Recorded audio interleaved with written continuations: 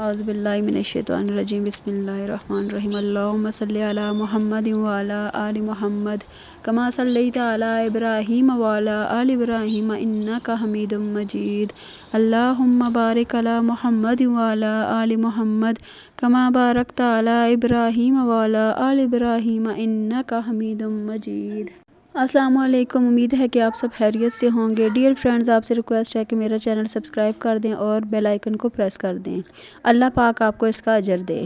آج میں جس موضوع پر بات کرنا چاہتی ہوں وہ ہے آپ صلی اللہ علیہ وسلم کی ولادت کے بعد کے واقعات۔ آپ صلی اللہ علیہ وسلم جب حضرت حلیمہ کی گود میں آئے تو آپ صلی اللہ علیہ وسلم کے چہرہ مبارک پر مسکراہٹ تھی اور آپ صلی اللہ علیہ وسلم کا چہرہ مبارک چاند کی طرح روشن تھا، اور آپ صلی اللہ علیہ وسلم کی سانس کی آواز کے ساتھ مشک کی سی خوشبو نکل کر پھیل رہی تھی۔ حلیمہ سعدیہ آپ صلی اللہ علیہ وسلم کے حسن و جمال کو دیکھ کر حیرت زدہ رہ گئیں۔ حضرت حلیمہ سعدیہ فرماتی ہیں کہ آپ صلی اللہ علیہ وسلم کی آنکھوں سے ایک نور نکلا جو آسمان تک پہنچ گیا۔ وہ کہتی ہیں کہ میں آپ صلی اللہ علیہ وسلم کو لے کر قافلے میں آئی، پھر قافلہ روانہ ہوا، میں اپنے خچر پر سوار ہوئی۔ اب جو ہمارا خچر چلا تو اس قدر تیز چلا کہ اس نے پورے قافلے کی سواریوں کو پیچھے چھوڑ دیا۔ پہلے وہ مریل ہونے کی وجہ سے سب سے پیچھے رہتا تھا۔ میری خواتین ساتھی حیرانگی سے مخاطب ہوئیں، اے حلیمہ، یہ آج کیا ہو رہا ہے؟ تمہارا خچر اس قدر تیز کیسے چل رہا ہے؟ کیا یہ وہی خچر ہے جس پر تم آئی تھی، جس کے لیے ایک ایک قدم اٹھانا مشکل تھا؟ پھر آپ کا قافلہ بنو سعد کی بستی پہنچ گیا۔ ان دنوں یہ علاقہ خشک اور قحط زدہ تھا۔ حلیمہ سعدیہ فرماتی ہیں، اس شام جب ہماری بکریاں چر کر واپس آئیں تو ان کے پیٹ بھرے ہوئے تھے، اور اس دن بکریوں نے اتنا دودھ دیا کہ ہمارے سارے برتن بھر گئے۔ اس سے پہلے ایسا کبھی نہیں ہوا تھا، اور ہم نے جان لیا کہ یہ ساری برکت اس بچے کی وجہ سے ہے۔ ہمارے گھر میں ہر طرف ہر چیز میں برکت نظر آنے لگی۔ آس پاس کے لوگ بھی یہ دیکھ کر حیران تھے۔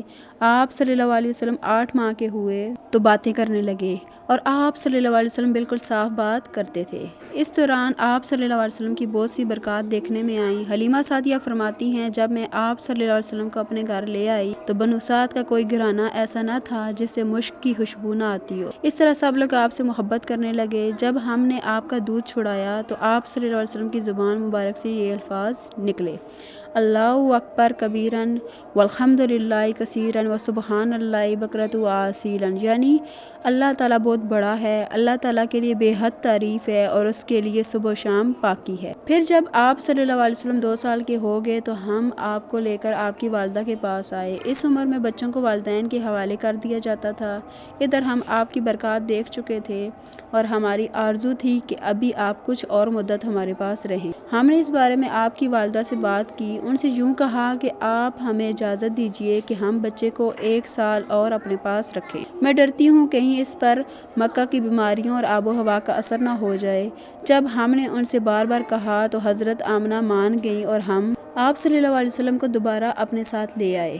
جب آپ صلی اللہ علیہ وسلم کچھ بڑے ہو گئے تو باہر نکل کر بچوں کو دیکھتے تھے۔ وہ آپ صلی اللہ علیہ وسلم کو کھیلتے نظر آتے لیکن آپ ان کے پاس نہ جاتے تھے۔ آپ فرماتی ہیں کہ آپ صلی اللہ علیہ وسلم نے ایک دن مجھ سے اپنے بہن بھائیوں کے ساتھ جانے کی اجازت مانگی جو آپ کے رضاعی بہن بھائی تھے۔ وہ سب صبح سویرے بکریاں چرانے جاتے اور شام کو آتے تھے۔ کہتی ہیں کہ میں نے اجازت دے دی تو آپ صلی اللہ علیہ وسلم خوشی خوشی اپنے بہن بھائیوں کے ساتھ بکریاں چرانے جانے لگے۔